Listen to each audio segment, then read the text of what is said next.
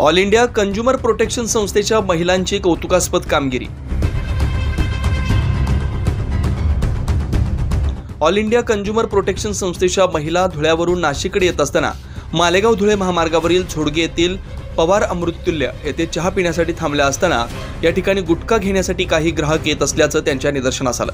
याबाबत त्यांनी गुटखा विक्री संदर्भात दुकानावर असलेल्या व्यक्तीस विचारपूस केली असता त्याने उडवाउडवीची उत्तरे दिली आणि गुटखा ठेवलेल्या जागेतील खोलीला कुलूप लावून एका कर्मचाऱ्याने पळ काढला। विक्रीस ठेवलेला गुटखा हा महिलांनी ताब्यात घेतला असून त्याबद्दलची माहिती त्यांनी प्रसारमाध्यमांना दिली। तसेच स्थानिकच्या पोलीस ठाण्यात देखील तक्रार दाखल करून अन्न औषध प्रशासन विभागाचे अधिकारी विलास पाटील यांना याबाबत माहिती दिली।